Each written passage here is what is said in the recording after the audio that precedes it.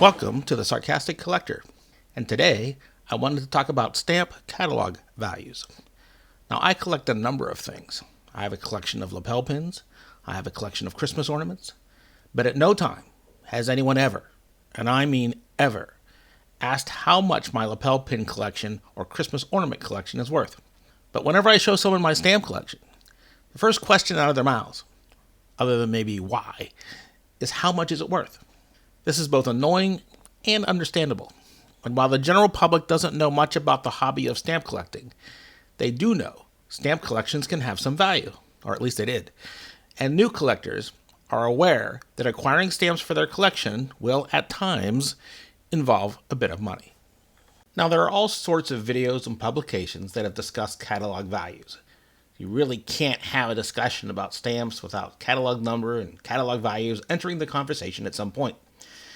There's nothing wrong with those other videos, and maybe this video brings nothing new to the table.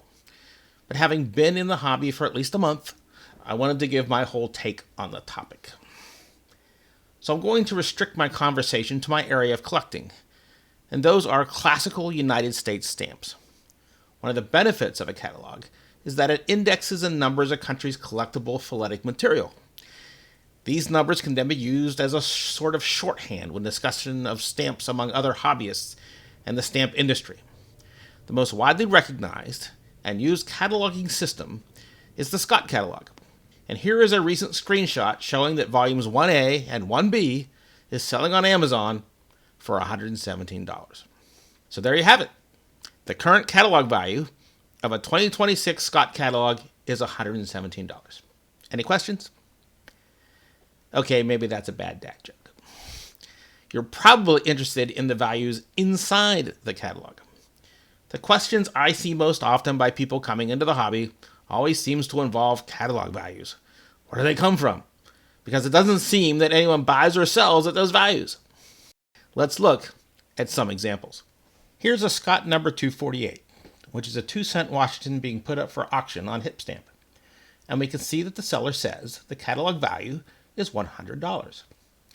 If we check over on the Swedish Tiger website, a site that attempts to present what stamps actually sell for, we can see that the top level of the range is somewhere between $45 and $75.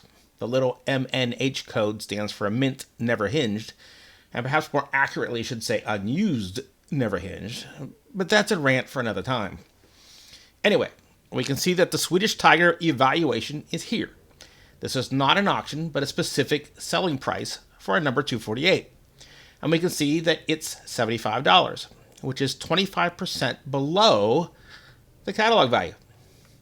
Here's an offering from eBay. We can see that the stamp is listed for less than half of the supposed catalog value for this stamp. Here's another eBay offer for even less.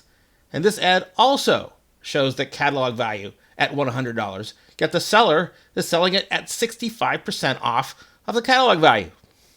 So it's perfectly reasonable to hear the often quoted phrase, nobody pays catalog value. But then, look at this. Here's the same Scott number 248 being sold for $140. That's 40% over the catalog value. Well, I guess people can ask for whatever they want, but nobody's going to pay that, right? Right? Who's going to pay that? Here's a prices realized listing from a recent auction. Note that the hammer price was $310, with a buyer's premium on top of that. What idiot paid that price? Here's another auction realized amount for a Scott number 248, and it's $1,250. What? Why did somebody pay that kind of money for the exact same stamp they could have gotten off of eBay for $35? Well, the answer is, it's not the exact same stamp. Just like buying a copy of Lord of the Rings off of Amazon is not the exact same book as a first edition copy signed by J.R.R. Tolkien and having a pristine dust cover. So if prices for a stamp can range that widely, then what's the point of a catalog value? So let's look at this in a little more detail. Let's go back to some basics. Like most things, stamps for a collector are like a commodity, and as such, their value is primarily based on supply and demand. But what is the supply and demand for a particular stamp? Well, the value listed for a stamp in said catalog can help us see that in an abstract way. In general, a stamp with a higher catalog value represents a stamp with a lower supply and a higher demand than, say, a stamp with a lower catalog value. So, low catalog value can indicate that the supply is high, and you will come across this lower value stamp more often. And conversely, you'll come across the higher value stamps less often. This also means you can be more picky when selecting a lower value stamp, because you'll likely see multiple copies of that stamp for sale from multiple vendors. But you'll need to be perhaps less picky when trying to acquire a higher catalog value stamp, because the supply is much lower and you'll see it less often. Now, this pickiness can also have a great deal to do with the specific value of a specific stamp. And by pickiness, I'm referring to the quality of a stamp and the kinds of quality that the majority of collectors are looking for. All right, so here is a generalized normal distribution of stamp quality for, say, any particular stamp. This is commonly referred to as a bell curve, or if you want to impress friends and relatives, you could call it a Gaussian distribution. You can see that this depiction uses 5 quality levels: poor, fair, sometimes called average, fine, very fine, and extra fine. There are others, but we'll get into that kind of later. So you can see that the poor grade includes actually damaged stamps, and the fair grade has the perforations cutting into and removing part of the stamp design. The ink is also faded, and the stamp paper usually has a bit of toning as well. A fine stamp would only have very minor faults, and while the perforations are close, the entire printed image is still at least visible. The very fine stamp starts to become very attractive. The image is very well clear of the perforations. The color is sharp, the paper is clean, all the perforation tips are there. In general, there are no faults with a very fine stamp. And then on the right, we have extra fine. Now, this stamp is near perfect. There are definitely no faults. Even the paper is bright and clean. This is a fantastic representation of a stamp to have in your collection. Now, over the years, mostly for marketing purposes, additional terms have been used by sellers to try to distinguish their stamp from the competition. So you might see terms like choice, or superb, gem, and my personal favorite, gem jumbo, which sounds like something you might order from Popeyes.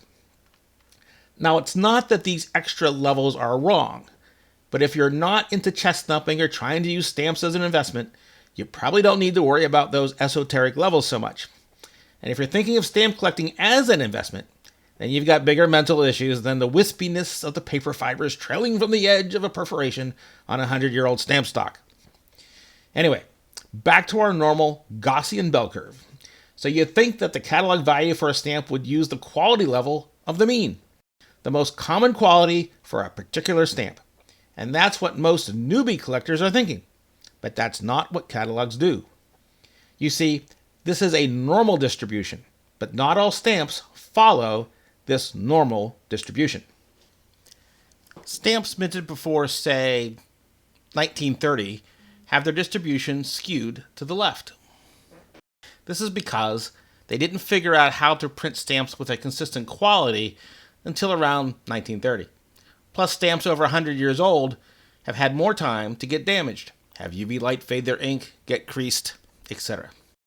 Now, stamps minted after 1930 might have a distribution that looks like this. The Bureau of Engraving and Printing not only figured out how to make stamps of consistent quality, but there's also been less time for the stamps to get damaged. Thus, the supply of higher quality stamps is more readily available. So where to set the catalog value? Actually, the Scott Catalog goes into a lot of detail about how they set the catalog value for a particular stamp. But for us, let us go back to our normal distribution. In general, collectors want good quality stamps for their collections, not just average. So the point on the curve that catalogs set the value at is typically one standard deviation above the mean, right in the very fine quality level. This means that 84% of the copies for, say, a Scott number 248 are of less quality than the catalog value quality, which is why you see a lot of stamps being offered at below catalog value. In fact, we can redraw our distribution to represent a normal distribution of the quality of stamps that collectors are interested in. I call this the collector's distribution.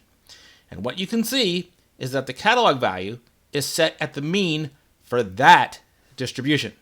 You can see I've slipped in a superb level for the stamp perfection aficionado. You could also see that fair stamps are still collectible, but not as collectible. Many collectors don't mind picking up some partly faulty stamps as space fillers in their album.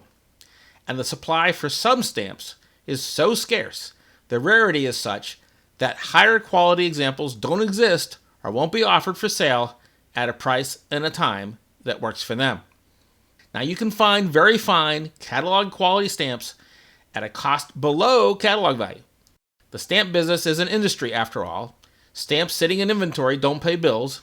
If a dealer paid $50 for a $100 catalog quality stamp, they might, on occasion, depending on circumstances, sell it for, say, $75.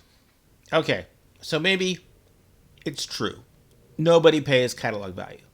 But they certainly will pay above or below catalog value depending upon the quality of the stamp in question. Now, all this talk is somewhat generalized. Your mileage may vary, but just keep in mind there's usually a reason why a stamp is being offered at a particular price.